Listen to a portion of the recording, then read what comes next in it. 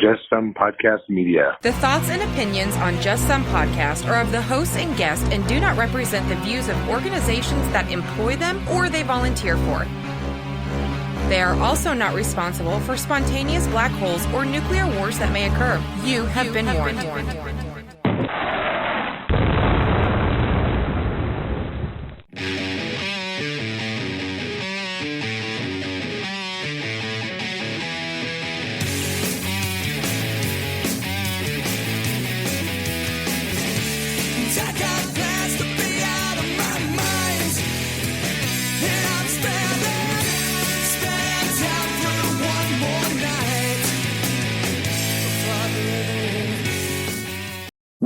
Welcome, everybody, to another fun-filled and exciting episode of Just Some Podcast. This is Tom. Hey, this is Ben. Tom, how you doing, man? Great. That's it? Yeah. I'm covered in snow, and it's 35 and now raining, and then it's supposed to drop down to like 19 tomorrow. So I'm just expecting all the fun that February in Ohio can bring. That's what I'm looking forward to. That's why I don't live there. Yeah. So, Tom, we're going to do a panel show this time. I know. I was going to say how excited I am. And we have two of our favorite people here with us. Why don't you introduce them? The people can't see this, but I can see this. It's like our own terrible Hollywood squares going on. So in the bottom left corner is the lovely and ever-present hair in her clip, Pollyanna. Miss Pollyanna, do you want to say hi? Hi, everybody. How are you? And then for the win in the bottom right, we have everyone's resident genius, Jeff. Give us a big hello. Hello. See, there you go. So they don't call him the best color man in baseball for nothing.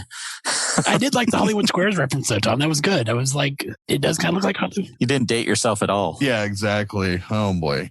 Yeah, Jeff, after the show, I'll have to tell you why that's a very dangerous movie reference that you just did right there. But no, Ben, I know COVID-19, the COVID-19 vaccine, it's all on everyone's minds. So we wanted to do a very informative, but hopefully fun to listen to show about the COVID-19 vaccine. And we couldn't think of anyone better to do it with than two of our favorite guests. So we could, but they all said no. So, I mean, guess who's not getting something for Valentine's Day now? Me. That's right. Okay. Well, there you go. Right. Okay. Nothing. So, Nothing. Not even a clip? No, definitely not a clip. Jeff might get a little something for Valentine's Day, but you guys are not. Quit being mean. See, Jeff is just the sweetest guy. Yeah. So he deserves it. He is. So, Ben, how are things where you're at? Things are good. We're distributing the vaccine at a near record pace. Just sounds good. I don't know if we actually are or not. If I say it, it might be true. Yeah. I will say, at least in this area, and you know, as we get more into the show, we'll talk to everybody else to find out. But I'm very impressed with the number of people who want to get the vaccine in this area. I mean, we put out a call through the hospital that I worked with to get people signed up if they wanted the vaccine, and it was well over 1,000 people called in. So, I mean, it was great. Other than that, man, we're just working and seeing people and doing what we can. Miss Pollyanna, how are things? Well, the state of Washington is in pretty good shape, I think. Numbers are going down from what they were. So that's awesome.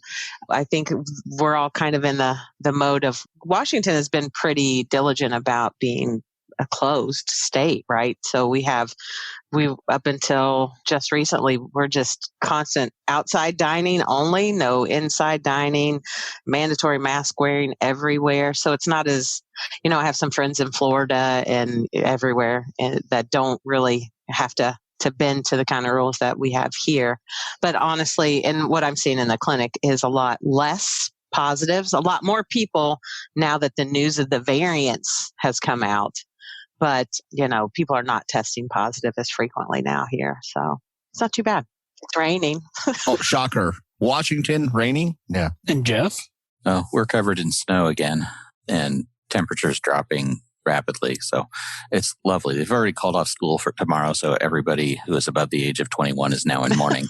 So in your area, you and Tom both there, at least in this area, when the temperature drops, so does the driver IQ. I'm just curious, does that happen in your area as well? Well, that assumes that was up to begin with. Yes. Every time it snows, it seems like it's amazing that something falls from the sky that could make the roads a little bit slick. Yeah. I would say, first of all, and he already got to it, Ben, your data set is skewed. You started at the wrong plot point. Second of all, I will say I will give Ohio some props on this. Generally, we keep the roads, and I've lived in multiple places, including where Ben lives and where Jeff lives, well, close to where Jeff lives. And I would say by far, I think Ohio does a really good job of keeping the roads clear.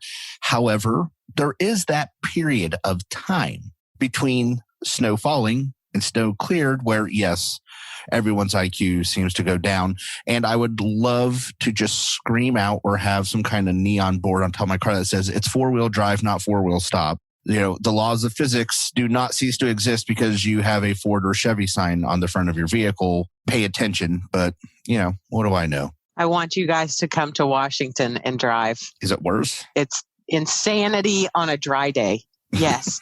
But I've driven in a lot of places, even in other countries, and I've never encountered driving like this whatsoever. The lanes are smaller. I swear they are. I think it's just because there's less space. But, you know, back in Ohio and Kentucky, the lanes are bigger, wider. But here, no. And there's so much traffic. It's crazy. And people are on the defensive always. So they don't drop back to get in line behind you. They just speed up and try to cut you off. It's the greatest thing ever. Never seen anything like it. I would like to apologize for starting at the wrong plot point. I forgot to carry the one. Yes. I would say, though, the worst place of driving ever is Hawaii. It's not the Aloha spirit, because most people are actually pretty friendly that live in Hawaii. It's you have to realize for every citizen that lives in Hawaii, I think the ratio is like 1.2 tourist. So literally at any point, there's actually more people visiting Hawaii than live there, and they don't know where they're going. And so even a 6-lane highway, H1, people over there know what I'm talking about, comes to a dead stop every day. And I'm like, this is insanity. There's 6 lanes of traffic going one direction and we're stopped. Like, it's not ever pleasant. I'm pretty sure those are all people from the West Coast. It's ridiculous. It's tough. It's tough. They're everywhere. But hopefully those people, while they're stuck in those traffic jams, are going to listen to this episode and come away from it with some education about the COVID-19 vaccines. And we'll all be the better for it. There you go. Well, if they like our show, they can find us on Facebook, Instagram, Twitter, and YouTube all at Just Some Podcast. You can find us on the web or www.justsomepodcast.com. Our email's admin@justsomepodcast.com as well. Polly, I'm going to plug your show for you just because I can. Don't forget to check out Buried Pleasures with PollyAnnamazing every couple of weeks that it comes out, talking about all kinds of fun topics. And, of course, we have Nurse Papa, David. His shows come out every other Monday, and some good stuff there, too. Tom, if they want to help us out, what else can they do? Well, they can go to our website. They can scroll down to just about the bottom of the page, and I'm going to keep saying that till I'm proven otherwise. They can go onto Amazon, click on that link first before you do any shopping or put anything in your cart like hair clips. And then what you do is you purchase it. It helps out the show. It won't cost you anything. It won't be like you even knew we were there, and we would really appreciate it. It'll be a hair clip kind of show, isn't it? Yeah, it is. Can we talk about what you're going to do for charity, the Dude War calendar? Can we talk about that now? Is this appropriate time? Yeah, go ahead and talk about it because it's still not happening. So you could talk about it all you want. I think we lost the audio on this for some reason. When I hated this, I don't know what happened. Yeah, exactly. That's okay. Because I will remember this conversation to talk about it. No. Dude War calendar to help, a charity of your choice, Tom. That's not you. Yeah, exactly. And I know Jeff said he would actually shoot it. Yes, I will.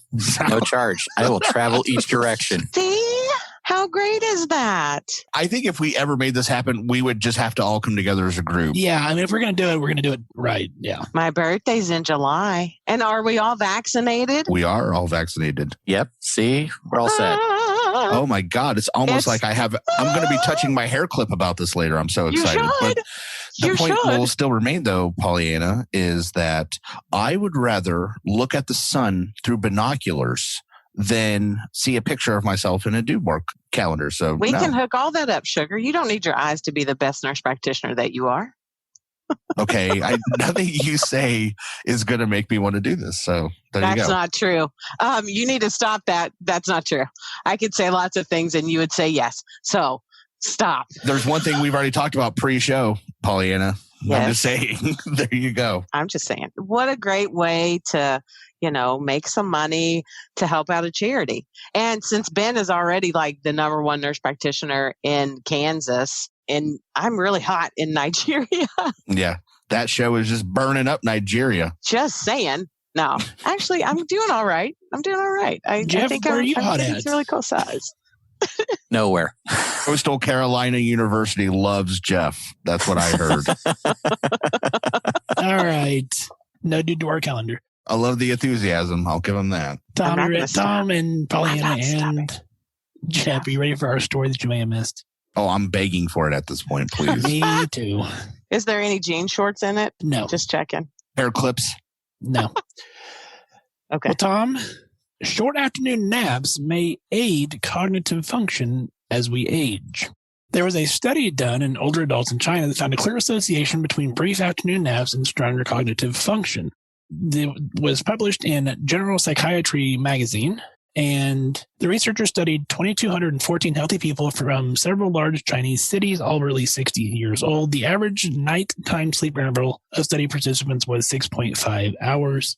For the purposes of the study, the team defined a nap as anywhere from 5 minutes to 2 hours of sleep after lunch. Of the group, 1,534 reported regularly taking an afternoon nap, with the frequency of their snoozes ranging from once a week to every day. 3 main findings that come from this. First, the older individuals who took afternoon naps showed significantly higher cognitive performance compared with those who did not nap. Secondly, it did find some slightly higher levels of triglycerides in napping older adults, but they make a notation that was still within normal range. And finally, afternoon napping was strongly associated with orientation, language function, and memory. They did say that, however, that not all naps were alike. The study found that the longer, more frequent naps tended to be associated with poorer cognitive function, and short and less frequent naps, lasting less than 30 minutes and occurring 4 times a week, appeared to be the most helpful. These naps, according to the study, led to an 84% decrease in the chances of developing Alzheimer's. Tom, your thoughts? Well, my first thought is that all of our listeners in Portugal and Spain just shit their pants because they're like, hey, bro, it's called a siesta. We've been doing this for a while. Why did they do the study here? That's probably what the first thing I would say is. Second of all, I love the idea of a nap, but at the same time, I feel like I don't do it because I feel like it wastes my day. Like I wake up actually feeling worse. Like, oh, I could have been doing something.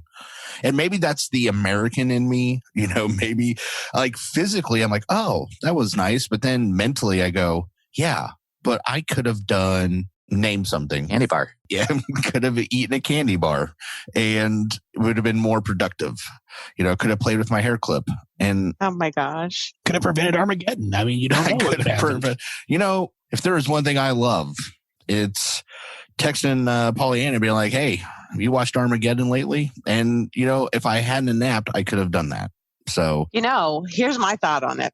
Thanks for asking. Anyway, is why would you do a study about taking naps in people who are cognitively superior? Asians statistically are cognitively superior to the people who are in the United States. I'm not going to generalize on that. Because I believe they would still have a chance of getting dementia and Alzheimer's. Yeah. Regardless of their... Right. But for me, for instance, like I have 5, like my mom, my aunts, and my uncle all have Alzheimer's. My grandfather had Alzheimer's. His mother had Alzheimer's, right? Like, so generally speaking, a nap's not going to ever do anything for me except make me tired. I don't nap. I was thinking you should be napping now. I mean, yeah, you should be napping as we talk. I never nap because it makes me hurt all over, for one. And here's the deal. If I up until I quit working in the ER night shift, I was only sleeping maybe 2-3 hours a day every day. And so just being on day shift and having like normal people hours, I sleep maybe 6.5, 7 hours sometimes. And it's just the most amazing thing. But I will not go to bed early. Like if I went to bed at 9 o'clock, I will be up at 4 o'clock and hate my life. So I don't do it. So did any of those family members take naps? I'm pretty sure my mom, since she retired, has taken naps, but obviously can't stay that course. Jeff, where are you on the nap? If I nap, I'm worthless after that. Me too. I hear you, Jeff. Seriously, same. See, I think you're napping too long. It's like a short little 20-minute power nap. Oh, it's great. No. It just pisses me off. Cannot do it. Yeah. I feel worse mentally. I go, wow, I could have done other things. Now I'm behind. Well, you people are all wrong. I'm questioning why we had you all on the show now. So Well, somebody's got to listen to the show. Geez. Anyway. Several of us may be questioning why we're here. Yeah, exactly. I could have been taking a nap. Honestly, I sleep with a bite guard because I have bruxism really bad. So I grind my teeth. And if I take a nap, I'll wake up with the worst headache ever if I don't have my bite guard. That's it. All you do is adjust your hair clip and you'll be just fine. So just throwing that out there. All right. Are we ready to get into vaccines? Oh, I'm ready to get into a lot of stuff, Ben. I bet you are. Trouble is the number one on the list. That's what he's ready for. Exactly. That's what I meant. So we've all gotten the vaccine now. What did you guys get? I got the Moderna vaccine. I got Moderna as well. Moderna. Pfizer. Oh, look who's bougie.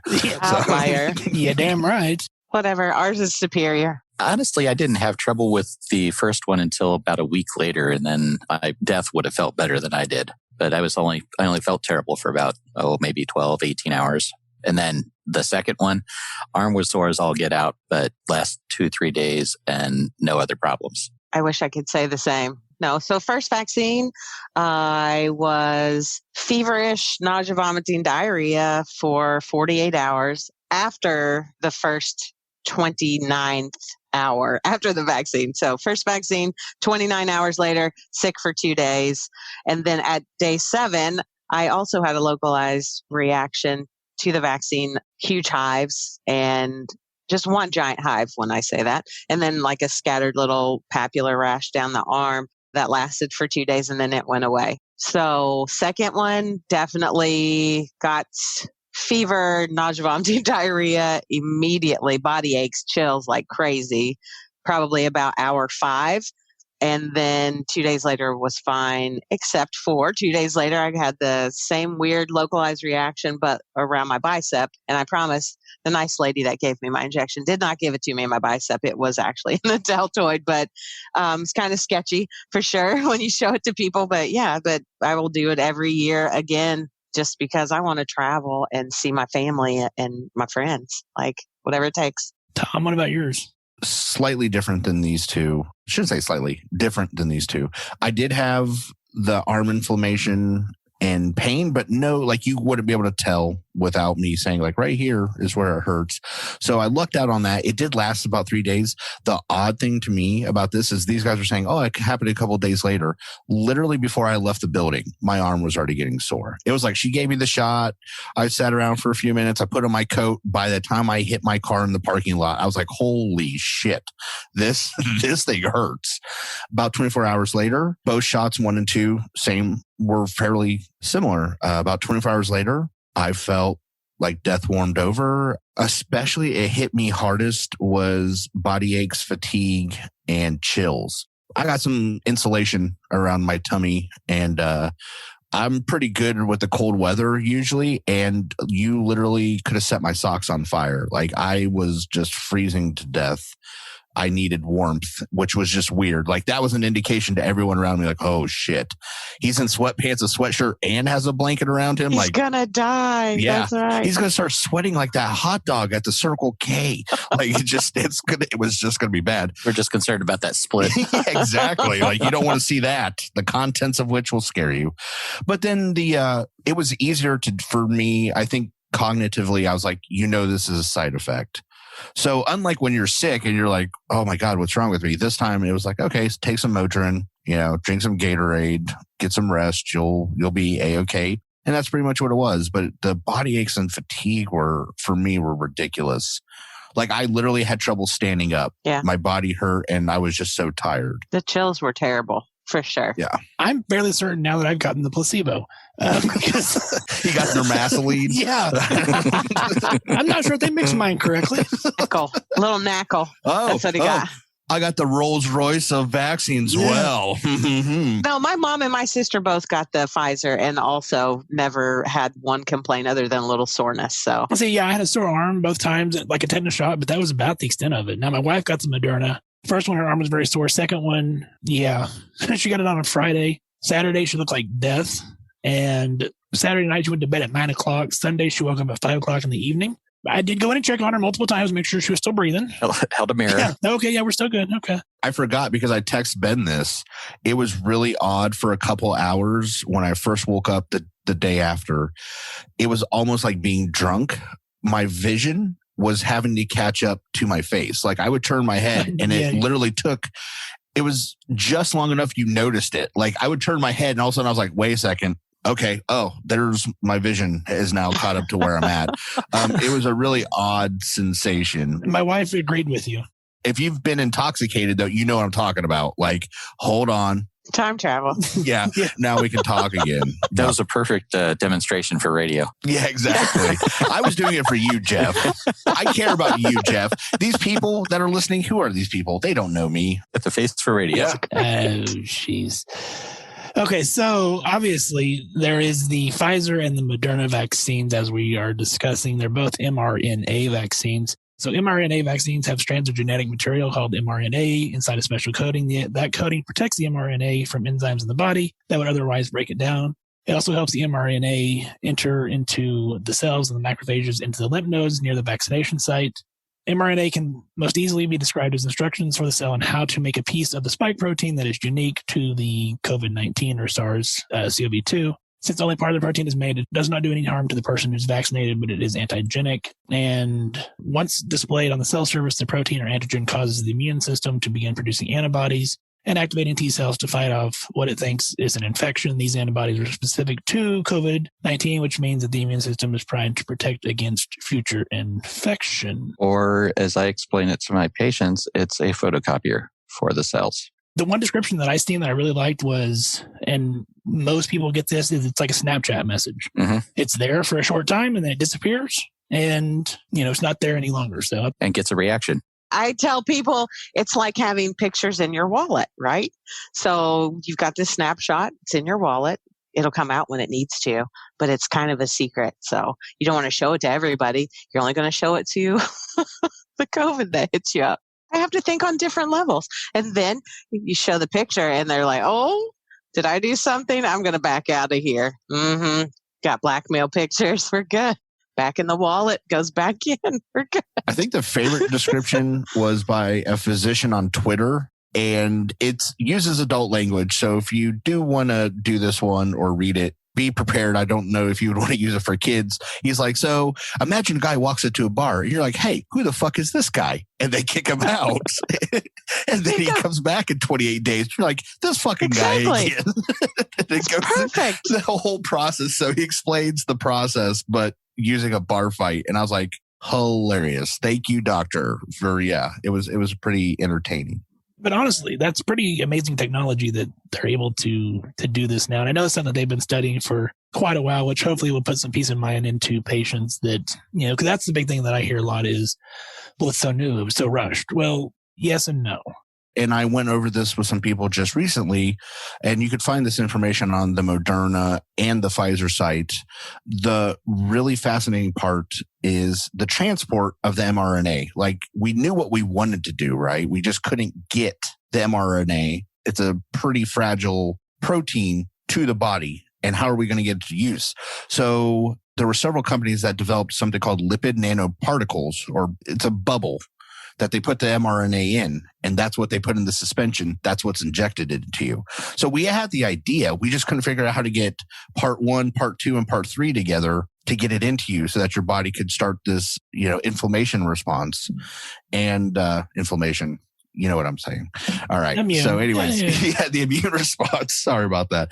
But the point is the more I found out about how they did this, and that's why your body breaks down the lipid nanoparticles. It starts the mRNA process. It gets the Snapchat, deletes it. I was like, so now your body knows what to do and there's no evidence left. And I was like, isn't that fascinating? And the patients are like, what? And I'm like, oh God, hold on. Let me draw you a picture. So then I get to go over it again. It's the photocopier. Now that I've heard photocopier, I'm like, yeah, that's the one I'm going to start using. But it is very fascinating to read about how we did this. I say we, but I mean, we're deploying it.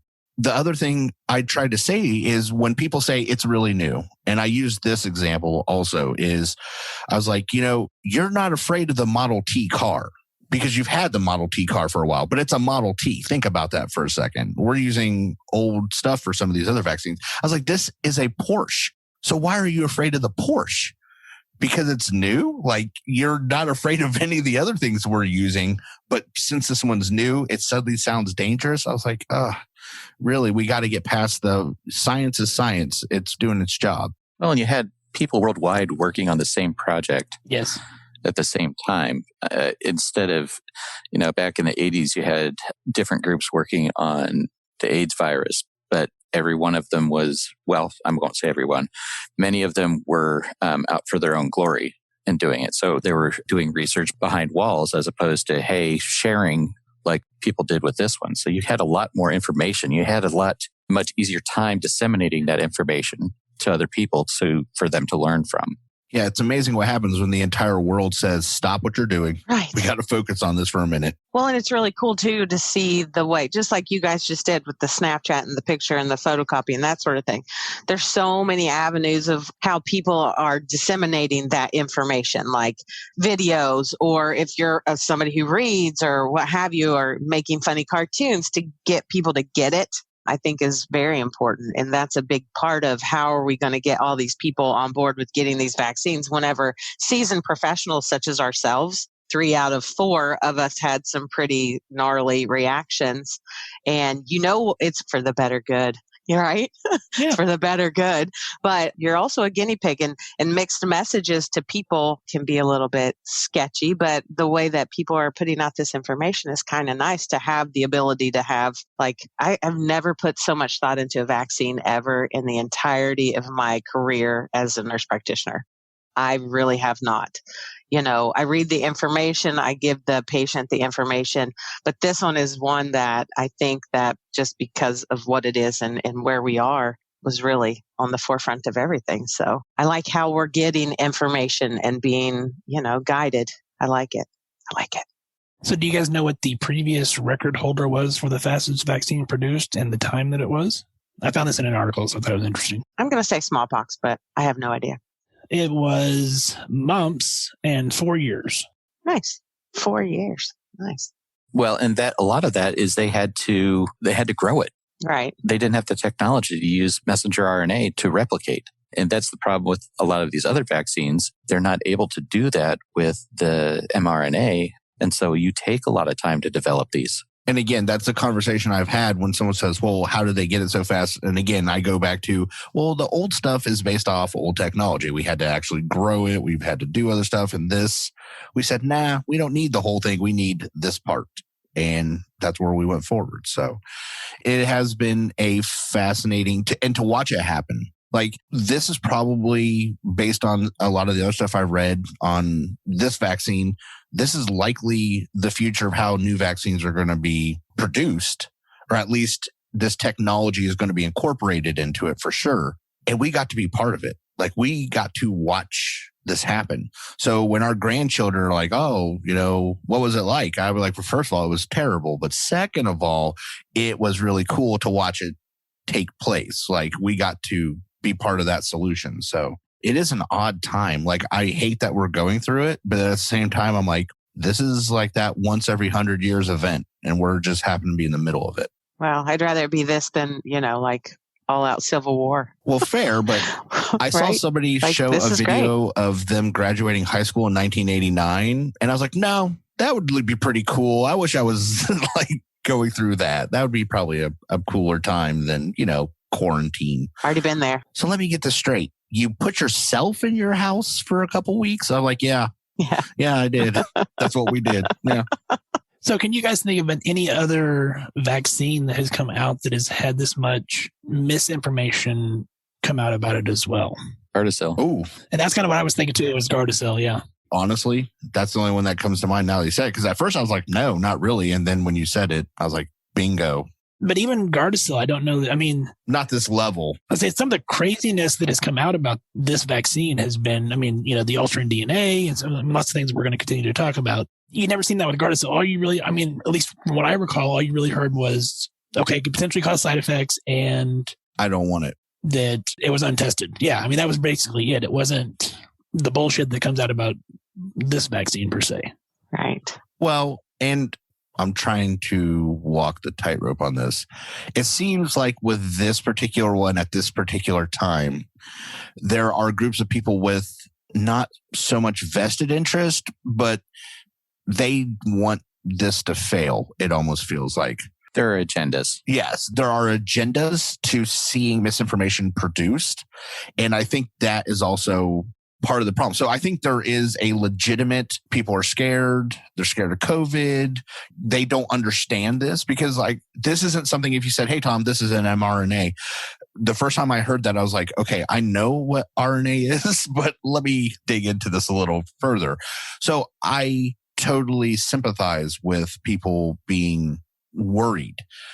But then when you add the misinformation campaigns that are purposely being directed at it, it just takes something and makes it that much worse and makes it a lot worse. It is something, I think that is something this vaccine is having to contend with that nothing else ever has. Because think about it, polio comes out and they're like, yes, there wasn't anybody going, well, and if there was, there were small factions. I shouldn't say there wasn't. There were people that were against it in the beginning.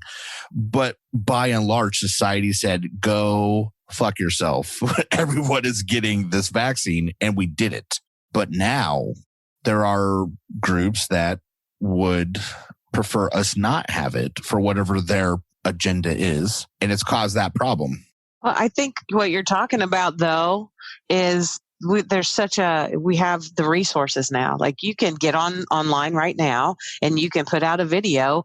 And if people believe you, which we're professionals, we are people who people believe, whatever we say, there are certain factions of people are going to be like, holy cow, we should do whatever they say.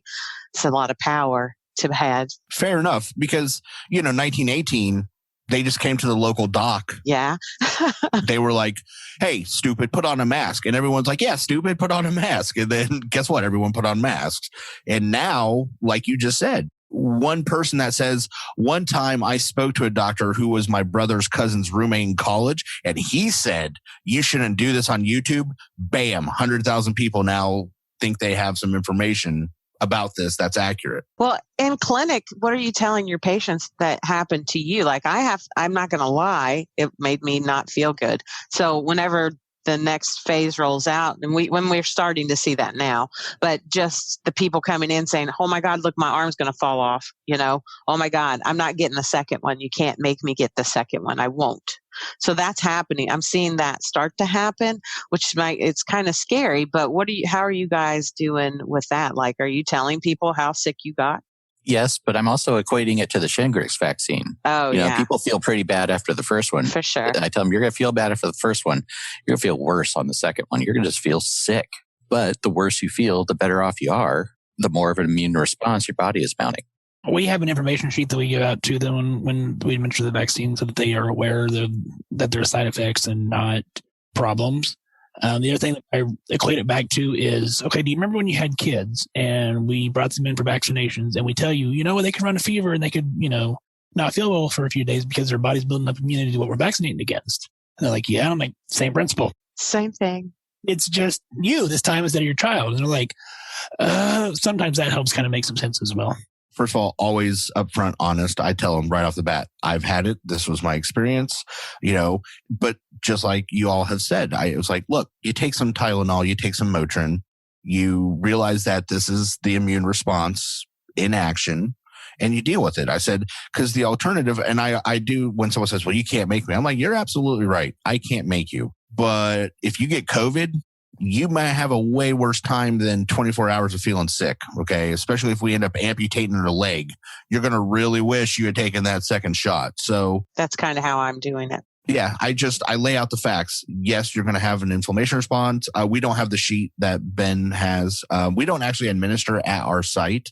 That's not how our area is doing it, but we do answer questions as much as possible. We give them all the up-to-date information that we have. And I do tell them, you're right, no one's going to make you, but the consequence of not getting it is something you may want to consider versus 24 hours of I feel cruddy. Right. Well, I don't remember ever seeing anybody get histamine reactions. Like I'd like to think that, hives, that sort of thing, 7 days after the vaccine.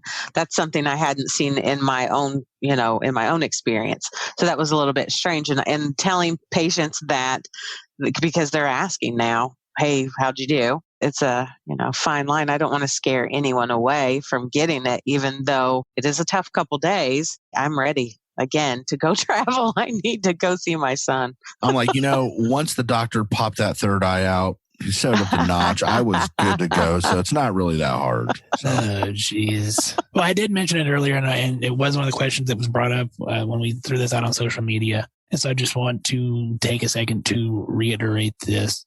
So it is messenger RNA technology, as we stated earlier. Classic vaccines basically introduce an inactivated pathogen or part of the pathogen to the body to teach it how to produce the immune response. The mRNA vaccine basically delivers instructions for making the pathogen's protein to the cells.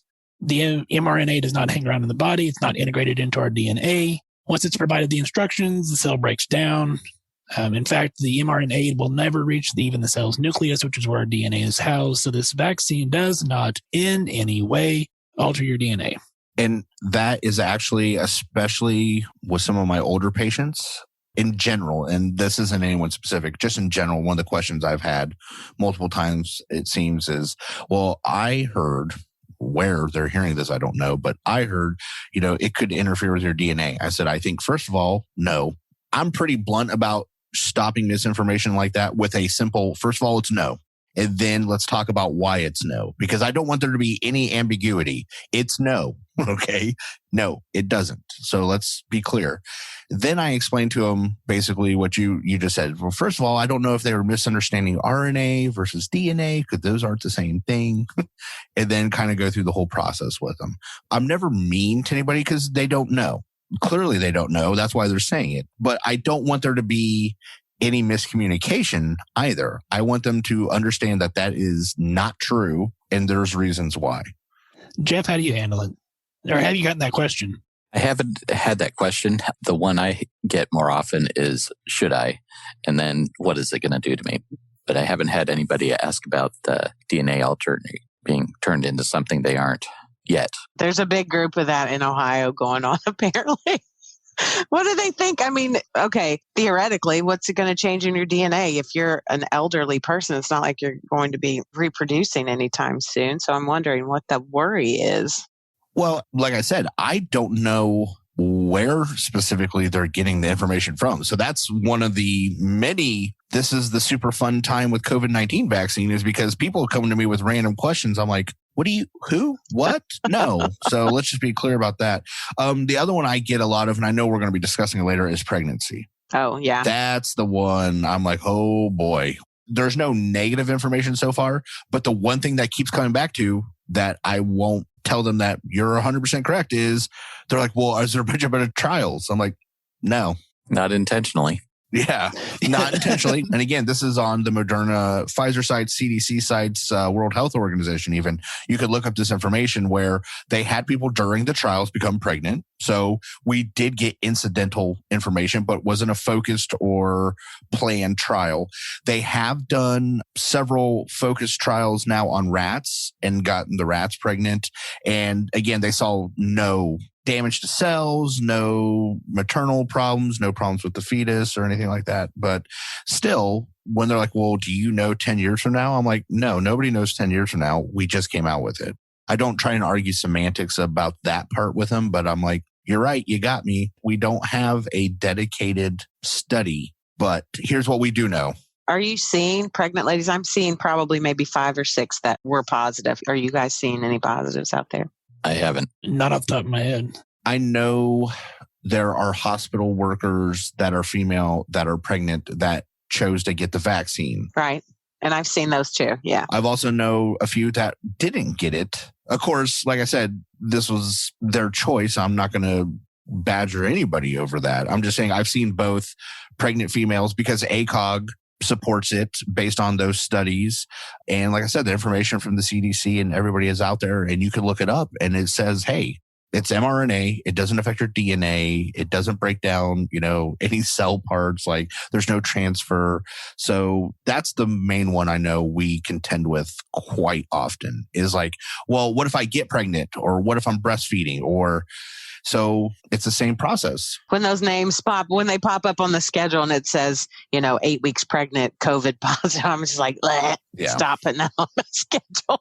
Yeah. It makes me nervous just because, again, that's what, when you're telling somebody they're positive for COVID anyway, in this day and age, there's that, some of them are like, whatever. But then there are those people who are just absolutely petrified that they're going to die or that they're going to kill their family because they've given it to their family. And then you add pregnancy on top of that.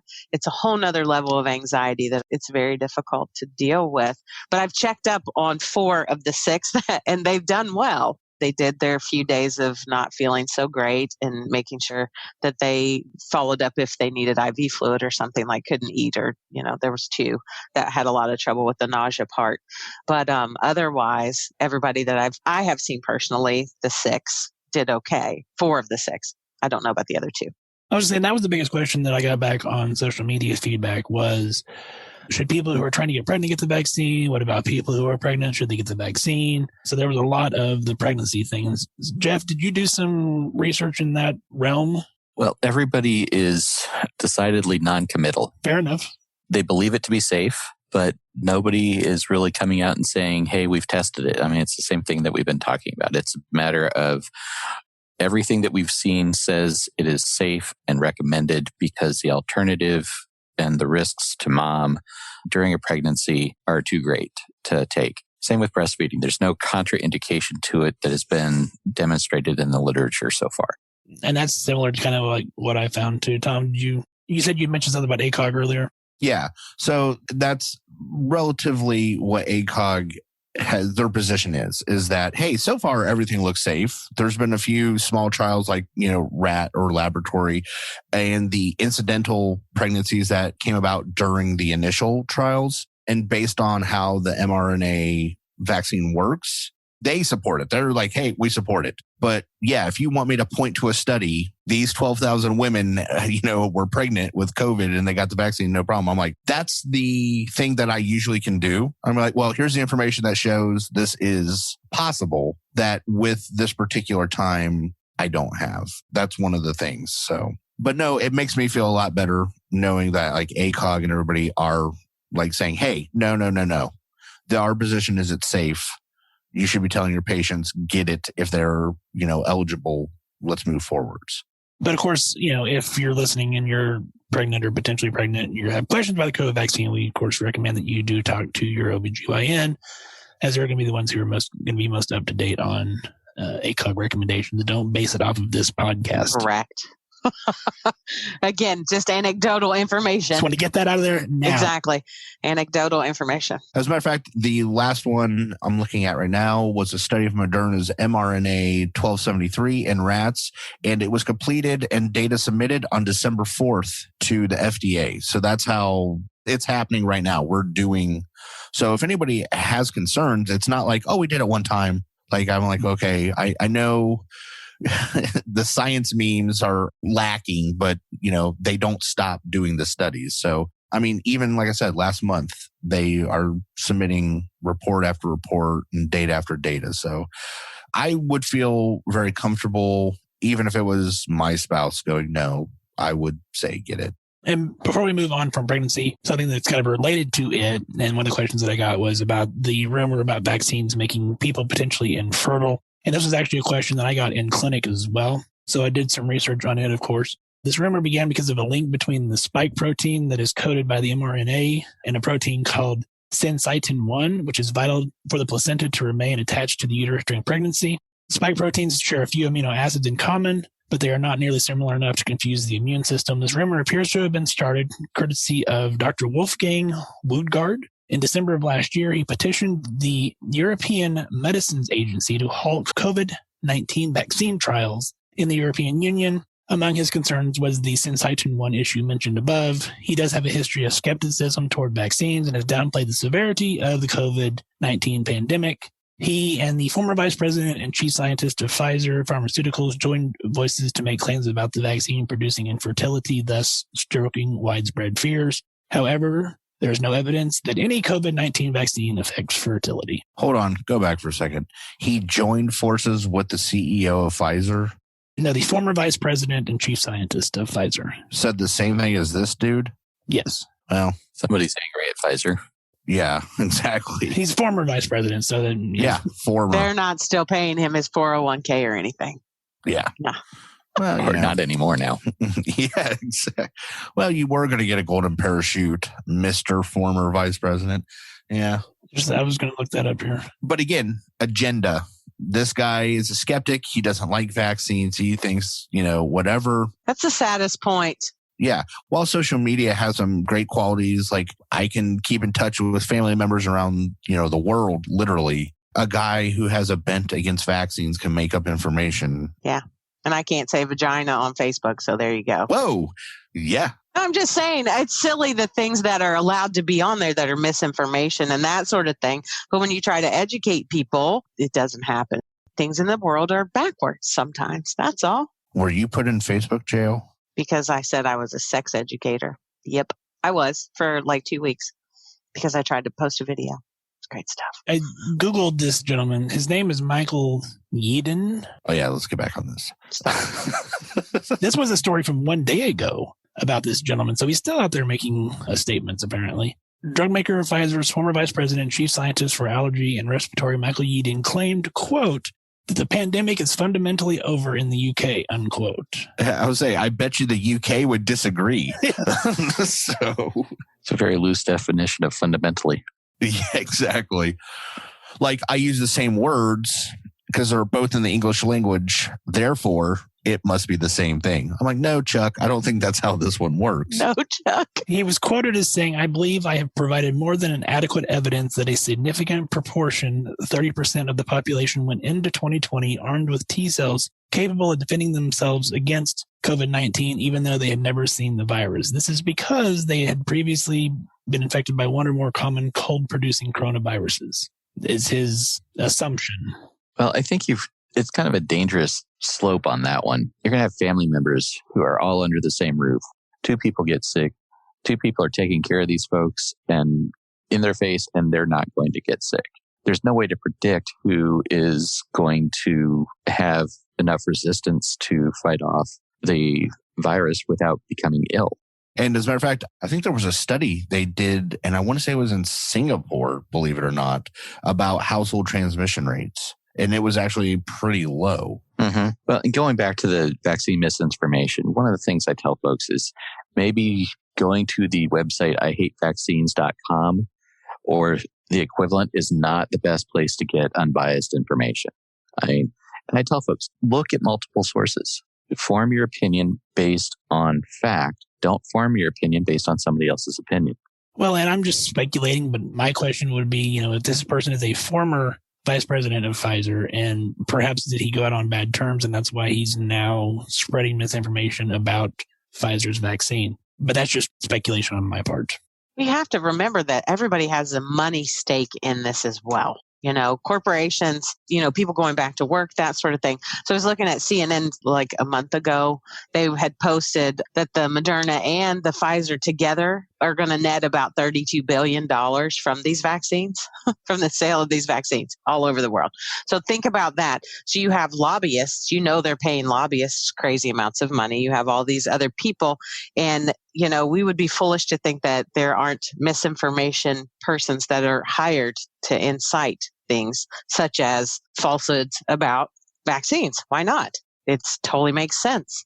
And lastly, in the realm of pregnancy and fertility, which was about fetal tissue. Oh, my. Anti-vaxxers have spread rumors for years that any potential vaccines could contain fetal tissue.